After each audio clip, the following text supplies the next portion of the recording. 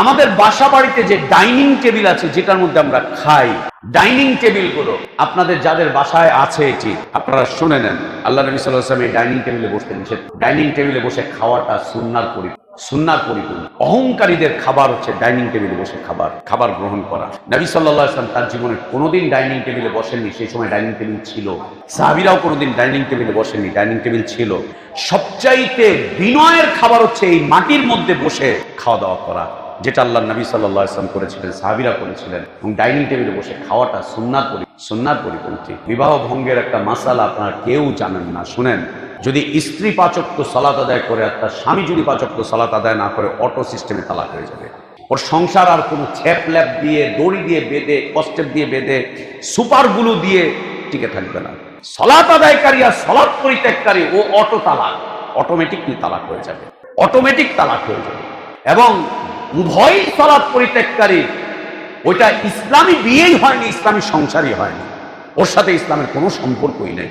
উভয়ই সালাত আদায় করেন, এটা ইসলাম অনুযায়ী এর বিয়েই হয়নি।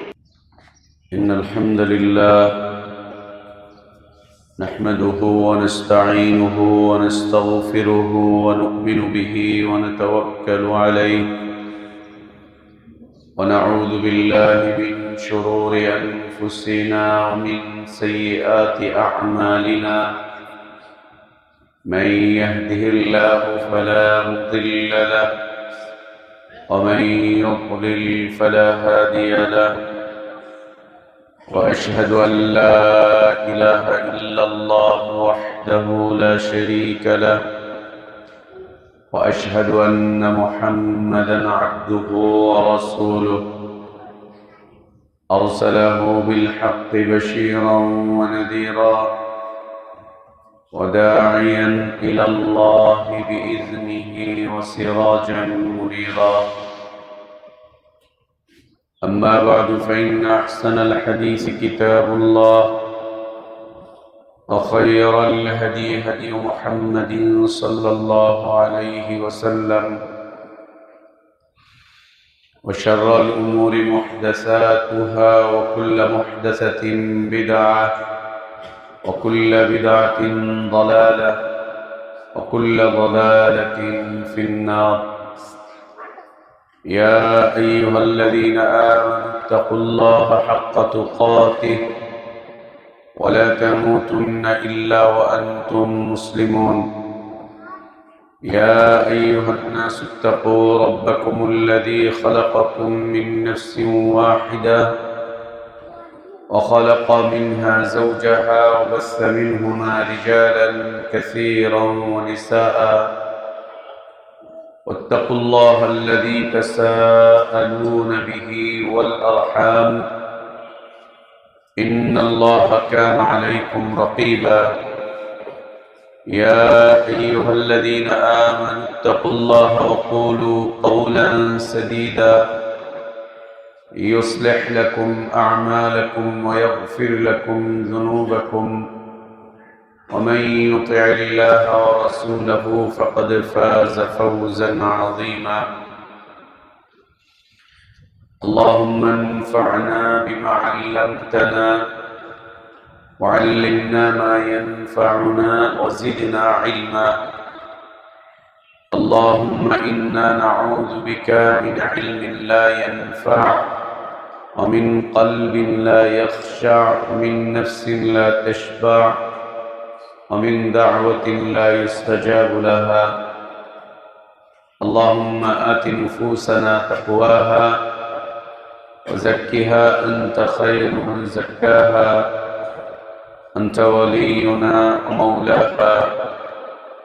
يا حي يا قيوم برحمتك نستغيث أصلح لنا شأننا كله ولا تكلنا إلى أنفسنا طرفة عين. سبحانك لا علم لنا إلا ما علمتنا إنك أنت العليم الحكيم. সমস্ত প্রশংসা, যাবতীয় গুণগান একমাত্র, কেবলমাত্র, শুধুমাত্র আল্লাহ রাব্বুল আলামিন,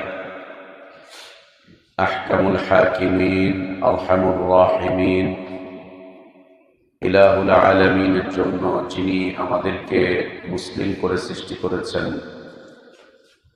যিনি আমাদের জন্য উত্তম হালাল রিজকের ব্যবস্থা করেছেন, যিনি আমাদেরকে বিশুদ্ধ হিদায়াতের পথে আহ্বান জানিয়েছেন, যিনি আমাদেরকে মৃত্যু দিবেন, যিনি আমাদেরকে পুনরায় কিয়ামতের দিন তার সামনে হিসাবের মুখোমুখি করবেন এবং বিশুদ্ধ ঈমান, বিশুদ্ধ আমলের ভিত্তিতে যিনি আমাদেরকে নাজাত আর জাযা দান করবেন, সে আল্লাহর প্রশংসা, যিনি জুমার সালাত আদায়ের জন্য পৃথিবীর শ্রেষ্ঠতম পবিত্রতম স্থান মসজিদে আসা তৌফিক দান করেছেন। আলহামদুলিল্লাহ।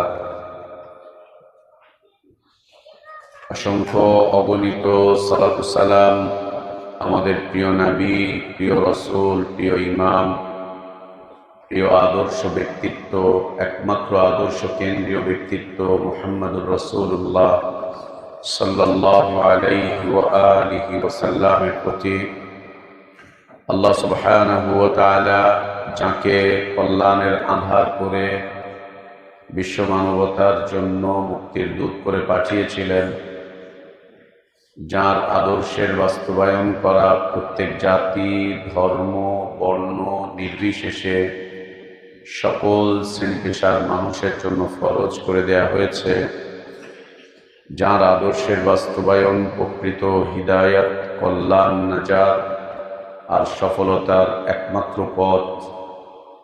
আল্লাহুম্মা সাল্লি আলা মুহাম্মাদ ওয়া আলা আলি মুহাম্মাদ কামা সাল্লাইতা আলা ইব্রাহিম ওয়া আলা আলি ইব্রাহিম ইন্নাকা হামিদুম মাজিদ।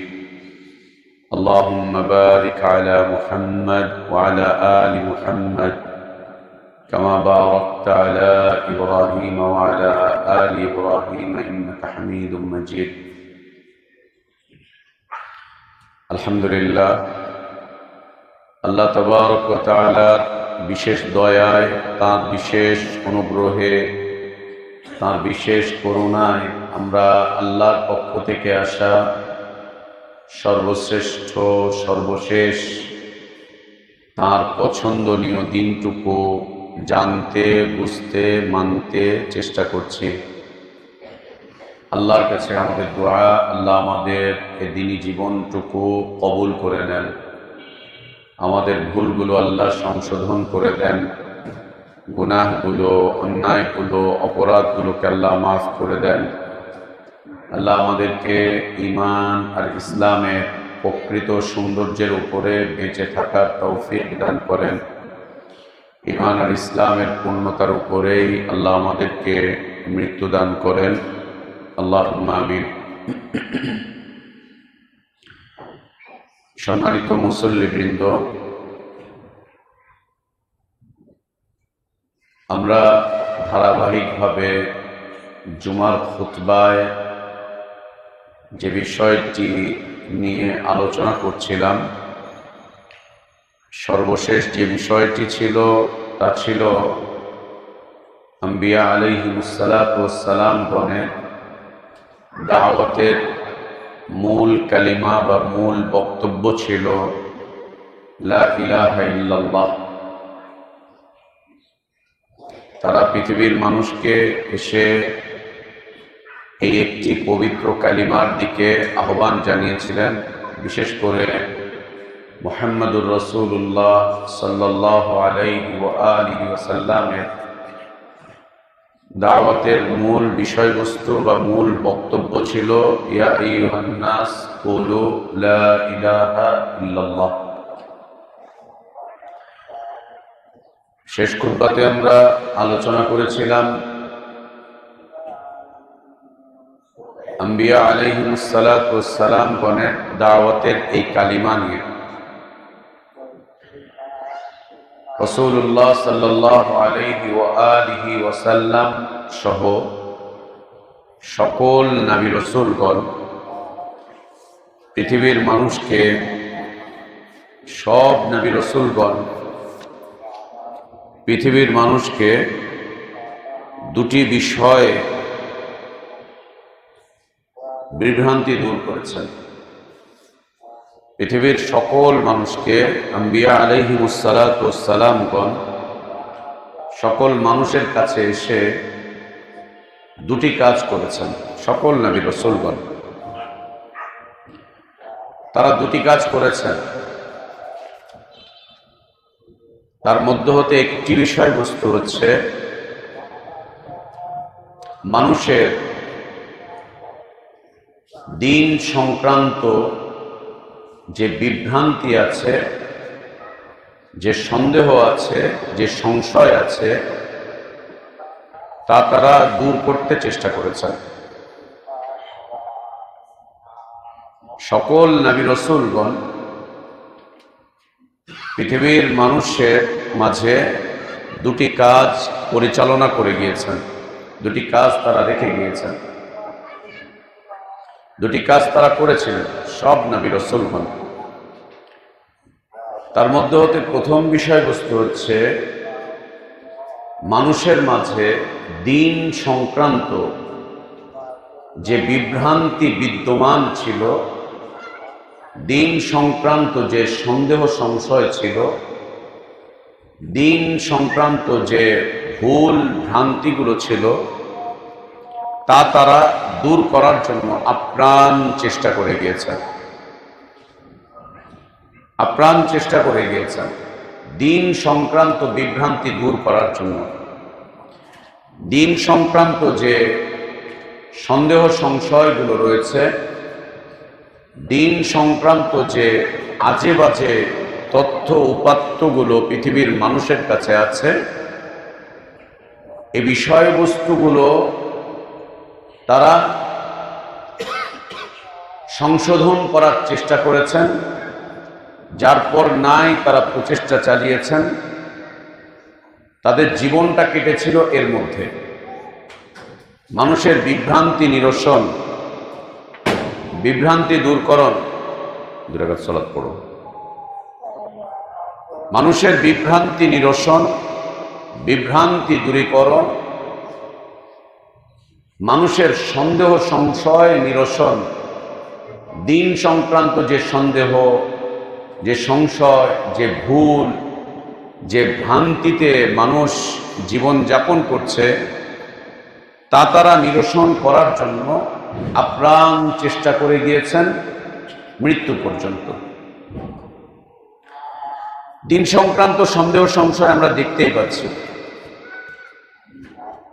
আজ আমরা দেখতেই পাচ্ছি ইসলামকে নিয়ে কত সন্দেহ, কত সংশয়, কত বিভ্রান্তি, কত অযাচিত বক্তব্য, কত ভুল তথ্য ইসলাম সম্পর্কে মানুষের মাঝে বিরাজ করছে। যে যেই মাযহাব মানে সে সেই মাযহাবকে ইসলামের পরিচয় হিসাবে দেওয়ার চেষ্টা করছে। যে যেই তরিকা মানে সে তার তরিকাটাকেই ইসলাম বোঝাবার চেষ্টা করছে। যে যেই মতের উপরে আছে সে তার মতটাকে ইসলাম হিসাবে পৃথিবীর মানুষকে দেওয়ার চেষ্টা করছে। যে যেই পথে আছে সে তার পথটাকে ইসলাম হিসাবে পৃথিবীর মানুষের কাছে তুলে ধরার জন্য আপ্রাণ চেষ্টা করে যাচ্ছে। নিজস্ব মত, নিজস্ব পথ, নিজস্ব চিন্তা, নিজস্ব চেতনা, নিজস্ব নীতি, নিজস্ব আদর্শ, নিজস্ব গতি, এগুলোকে মানুষের কাছে ইসলাম হিসাবে, দিন হিসাবে, আল্লাহর আনুগত্য হিসাবে, আল্লাহর ইবাদত হিসাবে, আল্লাহর দাসত্ব হিসাবে মানুষের কাছে উপস্থাপন করার চেষ্টা করছে পৃথিবীর মানুষ। এটা আজকের কথা না, এটা অনেক আগের কথা। হাজার হাজার বছর যাবত এগুলো চলছে। যে মূর্তির পূজা করে সে মূর্তি পূজাটাকে দিন বলে পৃথিবীর মানুষের কাছে চালিয়ে দেয়। যে কবরের পূজা করে, খানকার পূজা করে, দরগার পূজা করে, মানুষের ইবাদত করে, সে তার ওই মত আর ওই পথটাকে মানুষের কাছে দিন হিসাবে উপস্থাপন করে। ইসলামকে নিয়ে যে ব্যক্তি ব্যবসা করে, দিনকে নিয়ে যে ব্যক্তি বাণিজ্য করে, যারা দিনকে বিক্রয় করে মানুষের কাছে স্বল্প মূল্যে, তারা তাদের ওই বিকৃত বিষয়টাকেই মানুষের সামনে দিন হিসাবে উপস্থাপন করার জন্য চেষ্টা চালিয়ে যায়। যদি আজ নবী সাল্লাল্লাহু আলাইহি ওয়াসাল্লাম বেঁচে থাকতেন, তাহলে পৃথিবীর মানুষের মাঝে দিন কেন্দ্রিক যে বিভ্রান্তিগুলো আজ বিদ্যমান আছে, এটাই থাকতো তাদের মূল বিষয়বস্তু। রাজনীতি কি হবে ওটা রাজনীতিবিদরা বুঝবে, রাস্তাঘাটের কি হবে ওটা ওরা বুঝবে, রাষ্ট্রের কি হবে ওরা রাষ্ট্রের কর্ণধাররা বুঝবে। নবী রাসূলদের কাজ হচ্ছে মানুষের দিন কেন্দ্রিক যে বিভ্রান্তি আছে, সন্দেহ আছে, সংশয় আছে, ভুল আছে, ভ্রান্তি আছে, এগুলোকে সংশোধন করা, এগুলোকে ঠিক করা, যাতে করে মানুষ দুনিয়া থেকে আল্লাহর দাসত্ব করতে করতে, আনুগত্য করতে করতে বিদায় নেয়। দুনিয়ার জীবনটা তার যেভাবেই কাটুক না কেন, খেয়ে কাটুক, না খেয়ে কাটুক, দুঃখ দুর্দশায় কাটুক অথবা সম্পদশালিতায় কাটুক, যে অবস্থায় কাটুক, অন্তত তার আখিরাতের জীবন, অনন্তকালের যে জীবন, আখিরাতের জীবন, এই জীবনটা যাতে শান্তিময় হয়, এই জীবনটা যাতে কল্যাণময় হয়, এবং আল্লাহ তাবারক ওয়া তাআলা যে কারণে পৃথিবীতে মানুষকে পাঠিয়েছেন সেই কারণের উপরে যাতে করে তারা তাদের জীবনটুকু যাপন করে যেতে পারে। যে কারণের উপর আল্লাহ তাবারক ওয়া তাআলা তাদেরকে দুনিয়াতে পাঠিয়েছেন, সেই কারণের উপরে যাতে করে পৃথিবীর মানুষ চলে যেতে পারে, এর উপরে তাদের প্রচেষ্টা ছিল। দ্বিতীয় যে কাজটি করেছেন সেটি হচ্ছে এক বিশুদ্ধ দ্বীনের উপরে, বিভ্রান্তি মুক্ত দ্বীনের উপরে, সন্দেহ সংশয় মুক্ত এক দ্বীনের উপরে নবী রাসূলগণ তাদের উম্মতকে রেখে গিয়েছেন। আপনি তাকিয়ে দেখেন সাহাবা ইকরাম রাদিয়াল্লাহু আনহুম আজমাইনদের দিকে, তাদের জীবনী পুরোটা পড়েন, সব সাহাবী ইসলামকে নিয়ে তাদের মাঝে কোনো সন্দেহ সংশয় ছিল না, কোনো সন্দেহ সংশয় ছিল না। এবং সাহাবা ইকরাম রাদিয়াল্লাহু আনহুম আজমাইনদের জীবনে ইসলামের নামে দ্বিতীয় কোনো মত, দ্বিতীয় কোনো পথ, দ্বিতীয় কোনো তরিকা, দ্বিতীয় কোনো মাযহাব, দ্বিতীয় কোনো ইজম, দ্বিতীয় কোনো দল, দ্বিতীয় কোনো সংগঠন সাহাবীদের কাছে ছিল না। আল্লাহ নবী সাল্লাল্লাহু আলাইহি ওয়াসাল্লাম তাদেরকে এক অভ্রান্ত বিশুদ্ধ দ্বীনের উপরে ছেড়ে দিয়েছিলেন, এক অভ্রান্ত বিশুদ্ধ দ্বীনের উপরে তাদেরকে ছেড়ে দিয়েছিলেন, একদম অভ্রান্ত বিশুদ্ধ এক দ্বীনের উপরে ছেড়ে দিয়েছিলেন। যে দ্বীনের উপরে ছেড়ে দিয়েছিলেন, তাদের কাছে ইসলামের বা আল্লাহর দেওয়া দ্বীনের দ্বিতীয় কোনো ব্যাখ্যা ছিল না।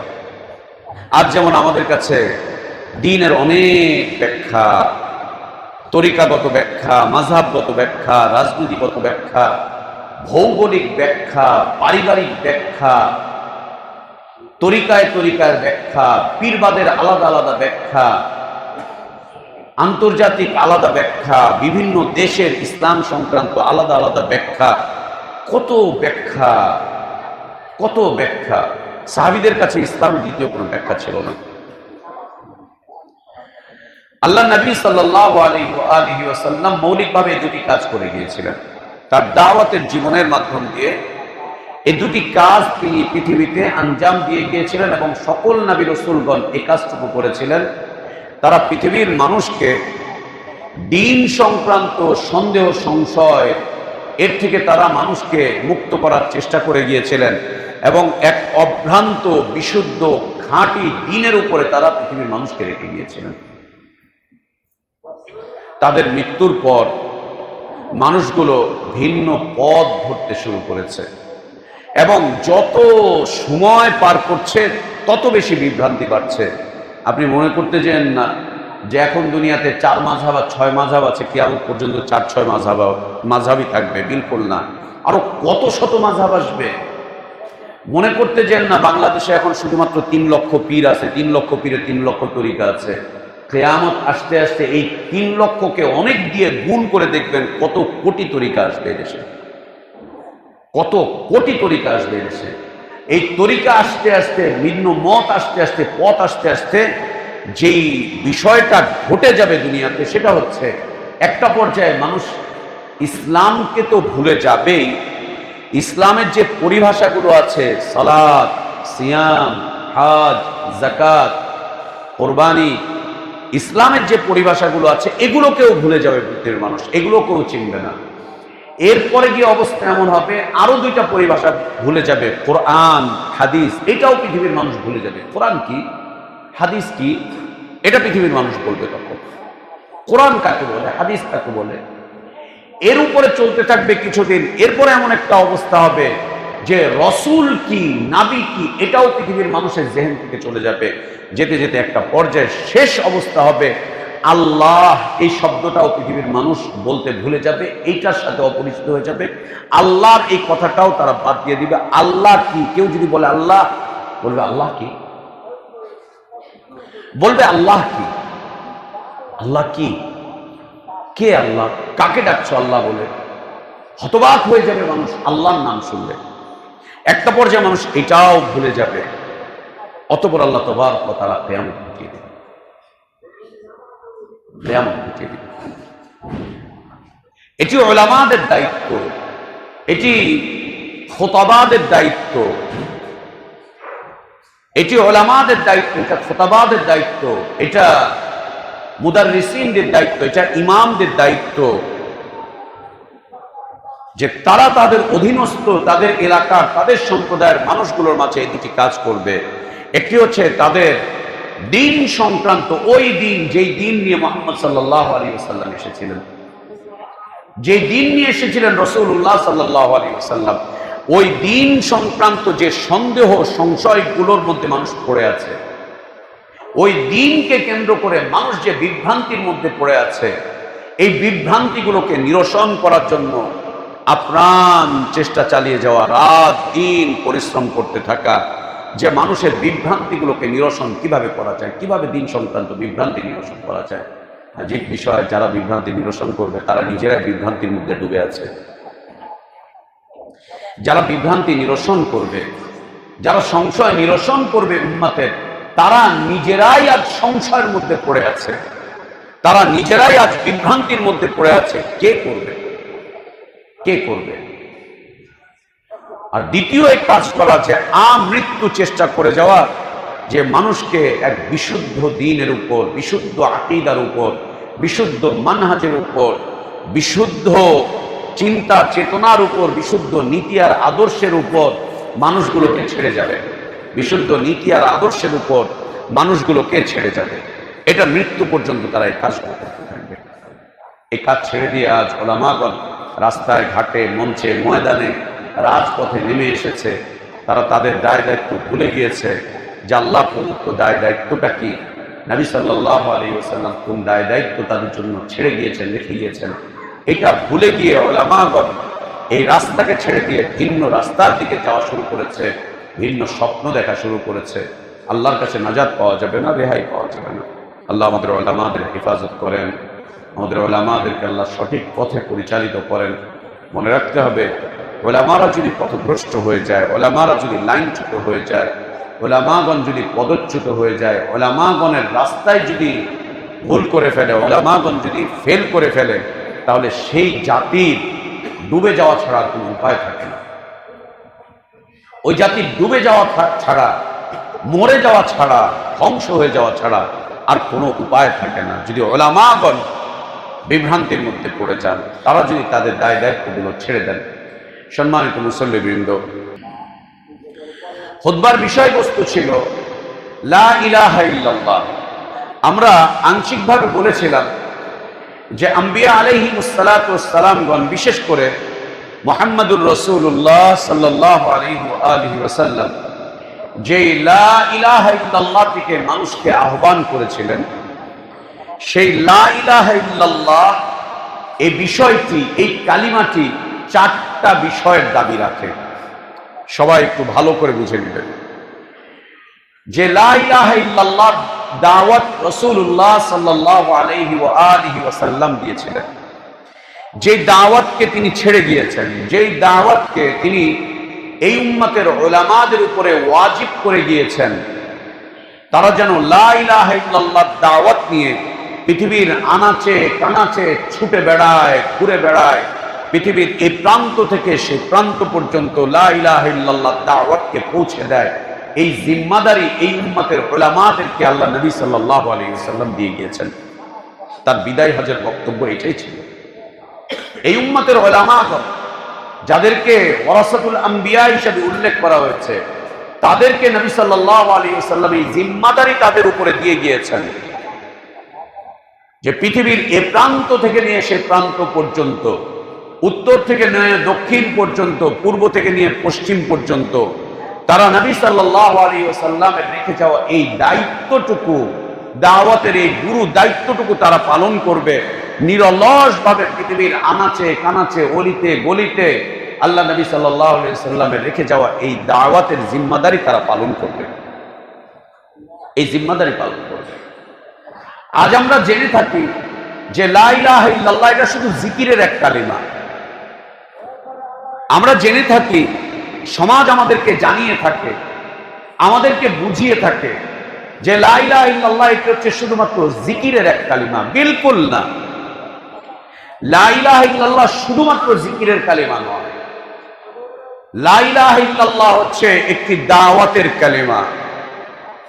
লা ইলাহা ইল্লাল্লাহ হচ্ছে সমাজ পরিবর্তনের এক বিশেষ বক্তব্য, সমাজ পরিবর্তনের এক বিশেষ বক্তব্য। লা ইলাহা ইল্লাল্লাহ হচ্ছে মানুষের চিন্তার, চেতনার, নীতির, আদর্শের, জীবনযাপনের গতির পরিবর্তনের এক পবিত্র কালিমা হচ্ছে লা ইলাহা ইল্লাল্লাহ। মানুষের চিন্তার পরিবর্তনের পবিত্র কালিমা, চেতনার পরিবর্তনের পবিত্র কালিমা, নীতির পরিবর্তনের পবিত্র কালিমা, আদর্শের পরিবর্তনের পবিত্র কালিমা, জীবনযাপনের গতির পরিবর্তনের পবিত্র কালিমা হচ্ছে লা ইলাহা ইল্লাল্লাহ। সাল্লাল্লাহু আলাইহি ওয়াসাল্লাম লা ইলাহা ইল্লাল্লাহ জিকির সম্পর্কে যা বলেছেন তা খুব চমৎকার। তিনি বলেছেন আফদালুল যিকরি লা ইলাহা ইল্লাল্লাহ। জিকিরের জগতে সর্বোত্তম জিকির হচ্ছে লা ইলাহা ইল্লাল্লাহর ঘোষণা দেওয়া, লা ইলাহা ইল্লাল্লাহর স্বীকৃতি দেওয়া, লা ইলাহা ইল্লাল্লাহর ঘোষণা দেওয়া, লা ইলাহা ইল্লাল্লাহর স্বীকৃতি দেওয়া। এটা জিকিরের জগতে সর্বোত্তম জিকির, সবচাইতে দামি জিকির, সবচাইতে মর্যাদাপূর্ণ জিকির, সবচাইতে মূল্যবান জিকির, সবচাইতে ইজ্জতপূর্ণ জিকির হচ্ছে লা ইলাহা ইল্লাল্লাহ।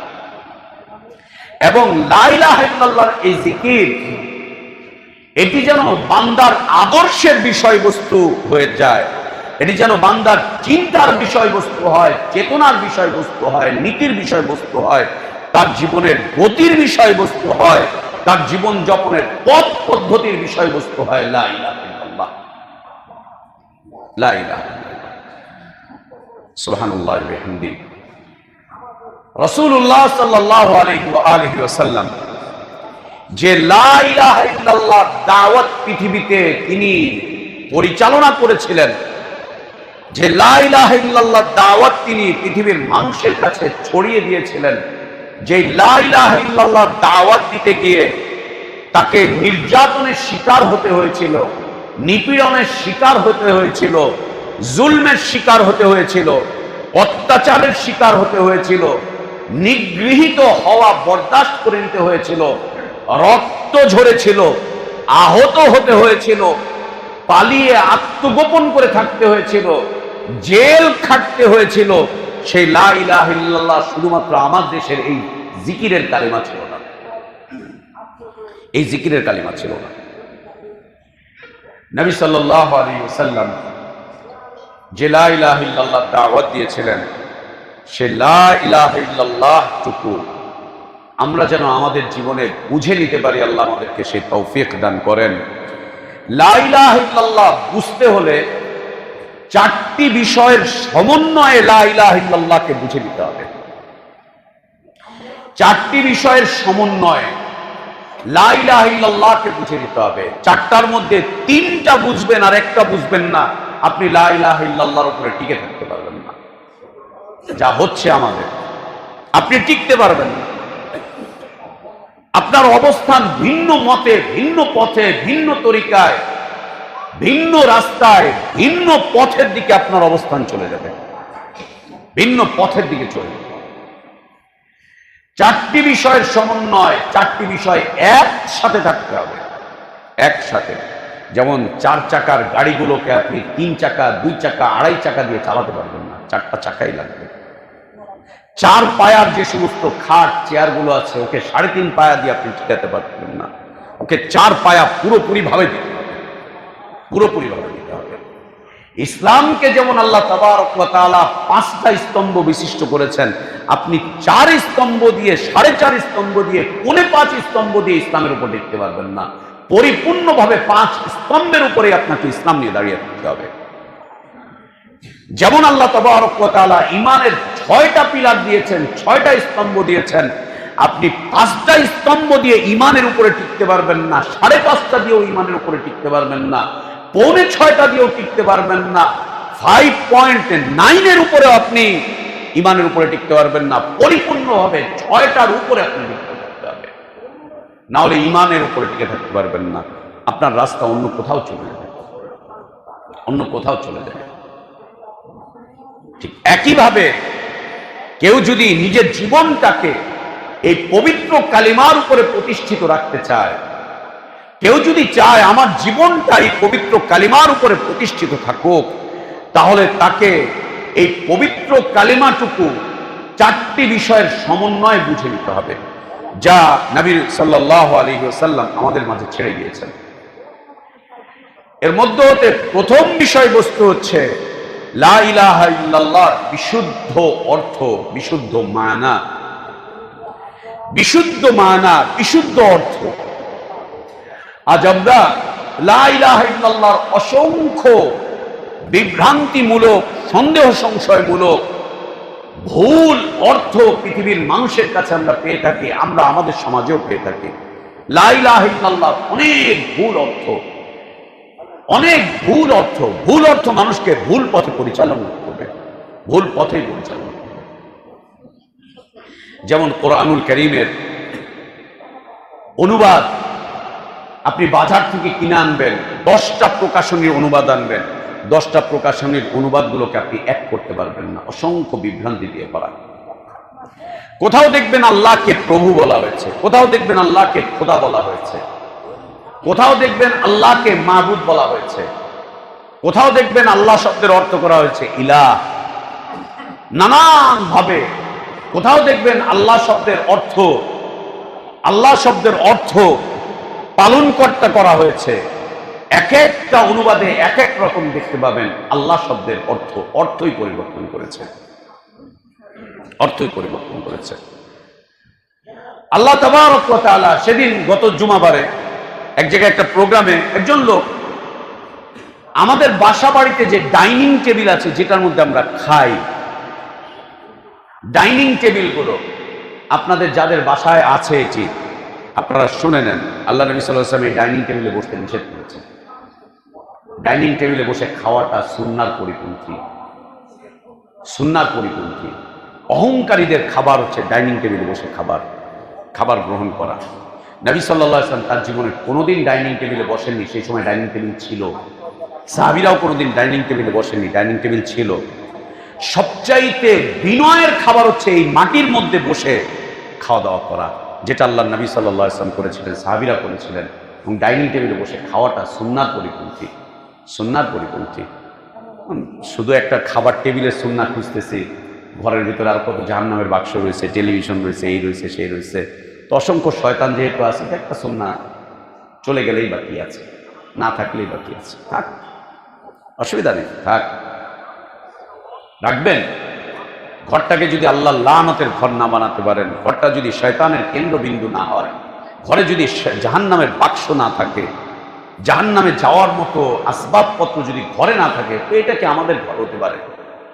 জাহান্নাম তো ভরতে হবে না, জাহান্নাম তো আল্লাহ মানুষকে দিয়ে ভরবেন, তাই না? মানুষকে দিয়ে তো আল্লাহ ভরবেন। তো সেই পথে যদি আমরা না যাই, সবাই যাবে, ভাই ব্রাদারদেরকে খুঁজে বের করতে হবে না? খুঁজে কোথায় পাবো? জাহান্নামে পাবো। সমাজের মানুষগুলোকে খুঁজতে হবে না, কিয়ামতের দিন কই পাবো? ওখানেই তো পাবো, আর কোথায়? আর কোথায়? আল্লাহ হেফাজত করেন। হচ্ছে কোরআনুল কারীমে মাইদা নামে একটি সূরা রয়েছে। এই সূরাতে মাইদা এই শব্দটা কয়েকবার এসেছে। তিনি বলছেন মাইদা মানে হচ্ছে dining table. Dining table, Maida মানে ডাইনিং টেবিল কোত্থেকে আসলো? কে বললো মাইদা মানে ডাইনিং টেবিল? হচ্ছে কোরআনের অনুবাদে পেয়েছি। কোথায় পেলেন? একটা পর্যায়ে তিনি নেট সার্চ করে বলছে মহিউদ্দিন খান সাহেব যে অনুবাদ করেছে সেখানে মাইদার অর্থ ডাইনিং টেবিল করা হয়েছে। সে অসম্ভব কথা, মাইদা মানে ডাইনিং টেবিল না।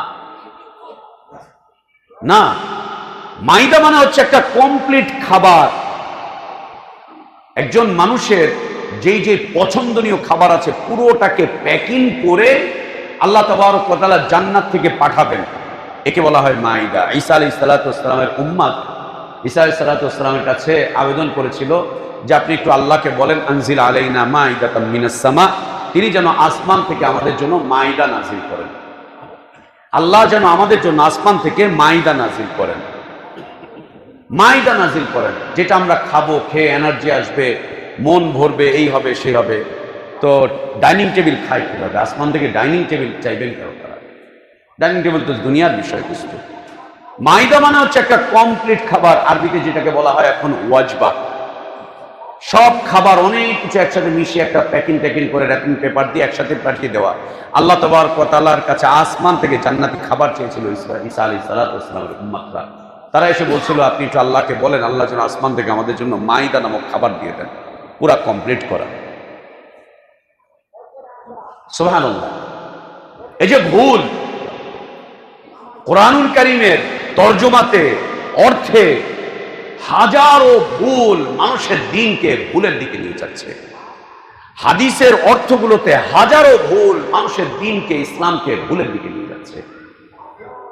এগুলো কোরআন হাদিস থেকে যেতে যেতে যেতে যেতে একটা পর্যায়ে এসেছে মুসলিমদের যে ইসলামে প্রবেশের মূল এবং পবিত্র কালিমা লা ইলাহা ইল্লাল্লাহ এর ভুল অর্থ এবং ভুল ব্যাখ্যা। ভুল অর্থ এবং ভুল ব্যাখ্যা, এটার ভুল অর্থ করার কারণে মুসলিমদের জীবনের গতি চলে গিয়েছে ভিন্ন পথের দিকে, ভিন্ন ধারার দিকে। লা ইলাহা ইল্লাল্লাহ এই কালিমা চার ভাবে পবিত্র কালিমাটিকে বুঝে নিতে হবে। চারটি বিষয়ের সমন্বয়। এক নম্বর হচ্ছে এর বিশুদ্ধ অর্থ, একদম বিশুদ্ধ অর্থ। অশুদ্ধ কোনো অর্থ লা ইলাহা ইল্লাল্লাহ সম্পর্কে চালানো যাবে না, নেওয়া যাবে না, কিন্তু চলছে। দ্বিতীয়ত হচ্ছে লা ইলাহা ইল্লাল্লাহর উপরে টিকে থাকার জন্য শর্ত। অজুর উপরে টিকে থাকার যেমন শর্ত রয়েছে, সালাতের উপরে টিকে থাকার যেমন শর্ত রয়েছে, এই কাজগুলো করলে সালাত ভেঙে যায়। সিয়াম পরিপূর্ণ করার জন্য যেমন শর্ত রয়েছে, এই কাজ করলে সিয়াম ভঙ্গ হয়ে যাবে। হাজের উপরে টিকে থাকার জন্য যেমন শর্ত রয়েছে, এই কাজগুলো করলে পরে হজ বিনষ্ট হয়ে যাবে, হজ কবুল হবে না, হজ বিনষ্ট হয়ে যাবে। ঠিক একইভাবে লা ইলাহা ইল্লাল্লাহ ইসলামে প্রবেশ করার পবিত্র কালেমা, ইসলামের প্রবেশ করার পবিত্র কালেমা, এর বিশুদ্ধ অর্থ রয়েছে এবং এর কিছু শর্ত রয়েছে এর উপরে টিকে থাকার জন্য। এর উপরে টিকে থাকার জন্য শর্ত রয়েছে। যদি এই শর্তগুলোকে লঙ্ঘন করে ফেলা হয় তো লা ইলাহা ইল্লাল্লাহ বিনষ্ট হয়ে যাবে। আপনি জিকির করতে পারবেন লা ইলাহা ইল্লাল্লাহ, চিল্লাতে পারবেন লা ইলাহা ইল্লাল্লাহ বলে, লাফাতে পারবেন, লাফিয়ে একেবারে ছাদের উপরে উঠতে পারবেন। লা ইলাহা ইল্লাল্লাহ বলে চিল্লাতে চিল্লাতে কাপড় চোপড় খুলে দৌড় দিতে পারবেন। লা ইলাহা ইল্লাল্লাহ বলে চিল্লাতে চিল্লাতে আপনি বাগানের ভিতরে, কাঁটাতার গাছের ভিতরে অথবা পুকুরের মধ্যে আপনি ডুব দিতে পারবেন। অনেক কিছু করতে পারবেন, কিন্তু লা ইলাহা ইল্লাল্লাহর উপরে টিকে থাকতে পারবেন না। যে শর্ত ভঙ্গ করেন। আমাদেরকে ইলম দেওয়া হয়নি, আমাদেরকে জ্ঞান দেওয়া হয়নি যে তুমি যে লা ইলাহা ইল্লাল্লাহ স্লোগান দিচ্ছ, যে লা ইলাহা ইল্লাল্লাহ জপছো, যে লা ইলাহা ইল্লাল্লাহ জিকির করছো, এটা শর্তমুক্ত কোনো কালেমা নয়, বরং এটি শর্তযুক্ত কালেমা। এটি শর্তমুক্ত কোনো কালেমা নয়, এটি শর্তযুক্ত কালেমা। অনেকগুলো শর্তের উপরে টিকে থাকে। আপনার ৬,০০০ আর ৮,০০০ টাকার একটা চাকরি শর্ত ছাড়া টিকে না। কোন বাড়িতে সিকিউরিটি গার্ড আছে যে শর্ত মুক্ত ভাবে সে সিকিউরিটি গার্ডের চাকরি নিয়েছে? কোন দোকানে শর্ত মুক্ত কর্মচারী আছে যে ওর কোনো শর্ত নাই, ও আসবে আর কাজ করবে, যখন মনে চায় আসবে, যখন মনে চায় যাবে, যত মনে চায় কত টাকা বেতন নেবে? শর্তমুক্ত কাজ কোনটা আছে? কোনটা আছে শর্তমুক্ত কাজ? একটা কাজও পাবেন না শর্তমুক্ত। এমনকি আমার আপনার যে সংসার টিকে আছে, বিয়ে শাদী যে করেছে, এটাও শর্তের উপরে। মুখ থেকে ছোট্ট একটা কথা যদি বের হয়ে যায়, ব্যাস সংসার ভেঙে গেল, শেষ হয়ে গেল, খানখান হয়ে গেল। খালি যদি বলতে পারেন তোমাকে তালাক দিলাম, ব্যাস সংসার ভেঙে গেল, শেষ হয়ে গেল সংসার জীবন, সংসার জীবন শেষ হয়ে গেল। অথবা তার সাথে এমন কোন আচরণ করলেন যে আচরণ করলে বিবাহ ভঙ্গ হয়ে যায়, শেষ। এবং বিবাহ ভঙ্গের একটা মাসালা আপনারা কেউ জানেন না। শুনেন, যদি স্ত্রী ৫ ওয়াক্ত সালাত আদায় করে আর তার স্বামী যদি ৫ ওয়াক্ত সালাত আদায় না করে, অটো সিস্টেমে তালাক হয়ে যাবে। ওর সংসার আর কোনো ছ্যাপ ল্যাপ দিয়ে, দড়ি দিয়ে বেঁধে, কষ্টেপ দিয়ে বেঁধে, সুপারগুলো দিয়ে টিকে থাকবে না। সালাত আদায়কারী আর সালাত পরিত্যাগকারী, ও অটো তালাক, অটোমেটিকলি তালাক হয়ে যাবে, অটোমেটিক তালাক হয়ে যাবে। এবং উভয় সালাত পরিত্যাগকারী, ওইটা ইসলামী বিয়েই হয়নি, ইসলামী সংসারই হয়নি, ওর সাথে ইসলামের কোনো সম্পর্কই নেই। উভয়ই সালাত আদায় করেন, এটা ইসলাম অনুযায়ী এর বিয়েই হয়নি। ওকে তওবা করে আবার ৫ ওয়াক্ত সালাত আদায় করে আবার নতুন করে বিবাহ রিনিউ করতে হবে, নতুন করে আবার বিয়ে পড়াতে হবে, রিনিউ করতে হবে বিয়ে। যতদিন পর্যন্ত তওবা করে ফিরে না আসছে, ততদিন পর্যন্ত ওদের উভয়ের জিনা চলতে থাকবে। যত সন্তান আসবে এগুলো সব জিনার সন্তান, অবৈধভাবে আসবে, অবৈধ সংসারের সন্তান, অবৈধ সংসারের সন্তান। জি, পৃথিবীর কোনো কিছুই শর্তমুক্ত নয়। তো লা ইলাহা ইল্লাল্লাহ এই দাওয়াত শর্তমুক্ত হয় কিভাবে? এই দাওয়াত শর্তমুক্ত হয় কিভাবে? একদম শর্তমুক্ত না। তৃতীয়ত হচ্ছে লা ইলাহা ইল্লাল্লাহর কিছু দাবি এই উম্মতের উপরে, এই উম্মতের উপরে লা ইলাহা ইল্লাল্লাহর কিছু দাবি, আল্লাহ প্রদত্ত দাবি, যে দাবিগুলো নবী সাল্লাল্লাহু আলাইহি ওয়াসাল্লাম রেখে গিয়েছেন, ছেড়ে গিয়েছেন, যে দাবিগুলো বাস্তবায়ন করতে গিয়ে বিলালের উপর এত অত্যাচার হচ্ছিল, এত নির্যাতন হচ্ছিল, যে দাবিগুলোর বাস্তবায়ন করতে গিয়ে সাহাবীদেরকে হিজরত করতে হয়েছিল, বাড়ি ছাড়তে হয়েছিল, ঘর ছাড়তে হয়েছিল, জায়গা জমি ছাড়তে হয়েছিল, সম্পদ ছাড়তে হয়েছিল, সংসার ছাড়তে হয়েছিল, সংসার ছাড়তে হয়েছিল। স্বামী লা ইলাহা ইল্লাল্লাহর দাবির উপরে আছে, তো স্ত্রী ওকে তালাক দিয়ে দিয়েছে, ছেড়ে দিয়েছে, স্ত্রী ওকে ছেড়ে দিয়েছে। আবার স্ত্রী লা ইলাহা ইল্লাল্লাহর উপরে টিকে আছে, তো স্বামী, স্ত্রী তার দাবি পালন করছে, তো স্বামী তাকে ছেড়ে দিয়েছে, বর্জন করেছে, পরিত্যাগ করেছে। সন্তান লা ইলাহা ইল্লাল্লাহর দাবির বাস্তবায়ন করছে, তো বাবা ওকে ঘর বাড়ি থেকে বের করে দিয়েছে, সম্পদ থেকে বঞ্চিত করেছে, গোষ্ঠীর লোকজন ওর কাপড় চোপড় সব খুলে ওকে উলঙ্গ করে রাস্তায় ছেড়ে দিয়েছে দাবি বাস্তবায়ন করতে গিয়ে, লা ইলাহা ইল্লাল্লাহর দাবি বাস্তবায়ন করতে গিয়ে। সব পরিত্যাগ করা লেগেছে, সব ছাড়া লেগেছে, জীবন বাজি রাখতে হয়েছে, জান বিলীন হয়েছে, মৃত্যু আলিঙ্গন করতে হয়েছে লা ইলাহা ইল্লাল্লাহর দাবির বাস্তবায়ন করতে গিয়ে, দাবির বাস্তবায়ন করতে গিয়ে। আজ আমরা রাজনৈতিক নেতাদের দাবির বাস্তবায়ন করতে গিয়ে জান বিলিয়ে দিচ্ছি, মাল বিলিয়ে দিচ্ছি, ইজ্জত বিকিয়ে দিচ্ছি, মর্যাদা বিকিয়ে দিচ্ছি।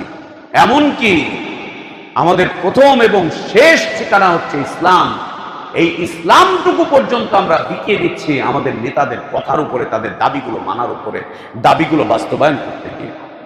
প্রথম এবং শেষ ঠিকানা ইসলাম, একেও আমরা বিক্রি করে দিচ্ছি, বরবাদ করে দিচ্ছি, আমরা শেষ করে দিচ্ছি, একদম শেষ করে দিচ্ছি। লা ইলাহা ইল্লাল্লাহ কিছু দাবি রাখে, কিছু দাবি রাখে। এই দাবিগুলোর বাস্তবায়ন আমাদেরকে দুনিয়ার এই জীবনেই করে যেতে হবে, আর না হলে বিশাল এক আযাব আমাদের জন্য অপেক্ষা করছে, যে আযাব থেকে আমাদেরকে কেউ নাজাত দিতে পারবে না, কেউ রেহাই দিতে পারবে না। এক কঠিন বিপদ আমাদের জন্য সামনের দিকে অপেক্ষা করছে, যা আল্লাহ রাসূল সাল্লাল্লাহু আলাইহি ওয়াসাল্লাম বলেই গিয়েছেন, যে কঠিন এক বিপদ তোমাদের জন্য অপেক্ষা করছে, যেখান থেকে তোমাদেরকে কেউ রেহাই দিতে পারবে না। এবং নিজের দিকে ইঙ্গিত করে বলছেন, আমি মুহাম্মদও তোমাদেরকে বাঁচাতে পারবো না, এবং বাঁচাতে পারবো না যে কাদেরকে? নবী সাল্লাল্লাহু আলাইহি ওয়াসাল্লাম তার গোষ্ঠীর লোকজন, তার চাচাকে, তার ফুপুকে, তার মেয়েকে সবাইকে ডেকে ডেকে বলছেন, আমি তোমাদেরকে বাঁচাতে পারবো না, এর দাবির যদি বাস্তবায়ন না করো, আমি মুহাম্মদ তোমাদেরকে বাঁচাতে পারবো না, তোমাদের কোনো কল্যাণ করতে পারবো না, তোমাদের কোনো উপকার করতে পারবো না যদি এর দাবির বাস্তবায়ন না করো। জি, দাবির যদি বাস্তবায়ন না করো। চতুর্থ বিষয়বস্তু হচ্ছে লা ইলাহা ইল্লাল্লাহর কিছু প্রাপ্তি যা আল্লাহ তিনি নিজে দান করবেন, পৃথিবীর মানুষ দিতে পারবেন। লা ইলাহা ইল্লাল্লাহ একে মেনে নেওয়ার কিছু প্রাপ্তি, কিছু সুফল, কিছু পুরস্কার যা আল্লাহ তাবারক ওয়া তাআলা আমাদেরকে দান করবেন, দুনিয়াতেও দান করবেন, আখিরাতেও দান করবেন। মনে রাখতে হবে লা ইলাহা ইল্লাল্লাহ কোনো সুফল, এর কোনো ফলাফল, এর কোনো মূল্য পৃথিবীর মানুষ দিতে পারবে না। কেন পারবে না? অনেকদিন আগে হাদিস পড়ে শুনিয়েছিলাম আপনাদেরকে। আল্লাহ নবী সাল্লাল্লাহু আলাইহি ওয়াসাল্লাম বলছেন, শুধু লা ইলাহা ইল্লাল্লাহ এই কালিমাটাকে আল্লাহ তাবারক ওয়া তাআলা কিয়ামতের দিন এক পাল্লায় রাখবেন, আর পুরো আসমান এবং জমিনকে, আল্লাহ ছাড়া যত কিছু আছে সব কিছুকে এক পাল্লায় রাখবেন। আসমান এবং জমিন আর এর মধ্যে যত কিছু আছে সবকিছু এক পাল্লায় থাকবে, লা ইলাহা ইল্লাল্লাহ এই কালিমাটুকু এক পাল্লায় থাকবে। লা ইলাহা ইল্লাল্লাহ লেখা এই কালিমার পাল্লা ভারী হয়ে যাবে, আসমান এবং জমিন হালকা হয়ে যাবে। এর প্রতিদান পৃথিবীর মানুষ কি দিবে? আপনার বাপ কি দিবে? আপনার মা কি দিবে? আপনার ভাই আপনাকে এর কি প্রতিদান দিবে?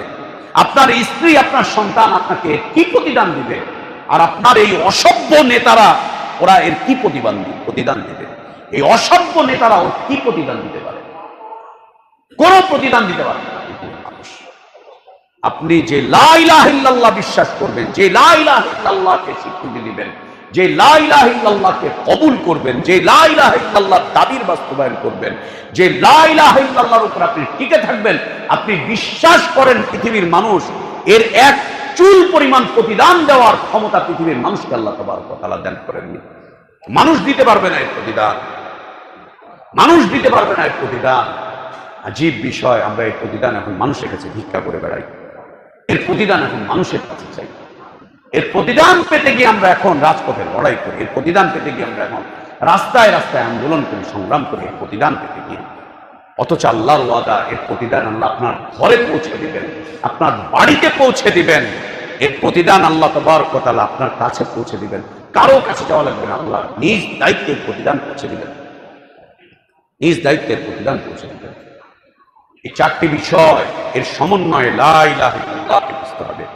বিশুদ্ধ অর্থ, একদম বিশুদ্ধ অর্থ, অনেকগুলো শর্ত, এর কিছু দাবি এবং আল্লাহ প্রদত্ত এর কিছু ফলাফল, যেটার জন্য আল্লাহর কাছে পাওয়ার জন্য অপেক্ষায় থাকতে হবে। আল্লাহ দিবেন, যখন দিবেন তখনই পাবো, তার আগেও না, তারপরেও না। এবং এর ফলাফল আল্লাহ দুনিয়াতেও দিবেন, এর ফলাফল আল্লাহ তাবারক ওয়া তাআলা আখিরাতেও দান করবেন। এটি আল্লাহর কাছে পাওয়ার জন্য অপেক্ষায় থাকা, সবর করে লা ইলাহা ইল্লাল্লাহর উপরে টিকে থাকা। আল্লাহ আমাদেরকে লা ইলাহা ইল্লাল্লাহকে বিশুদ্ধভাবে জেনে বুঝে তার উপরে জীবনটুকু যাপন করার তৌফিক দান করেন, এর শর্তগুলোকে বাস্তবায়ন করার তৌফিক দান করেন, এর দাবিগুলোকে পূরণ করার তৌফিক দান করেন। আল্লাহুম্মা আমিন। বারাকাল্লাহু লানা ওয়া লাকুম ফিল কুরআনিল আযীম ওয়া নাফা'না ওয়া ইয়্যাকুম বিমা ফীহি মিনাল আয়াতি ওয়াদ যিকরিল হাকীম। আকুলু কওলি হাযা ওয়া আস্তাগফিরুল্লাহ লি ওয়া লাকুম ولسائر المسلمين من كل ذنب فاستغفروه وتوبوا إليه إنه هو الغفور الرحيم. استغفر الله.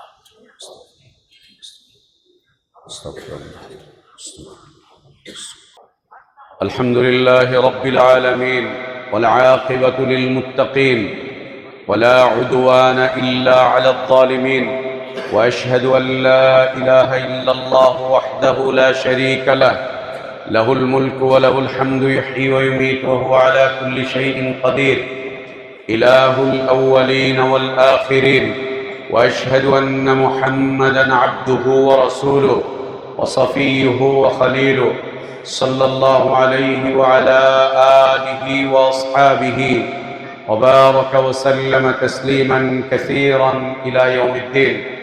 اللهم أعز الإسلام والمسلمين وأذل الشرك والمشركين ودمر أعداءك أعداء الدين.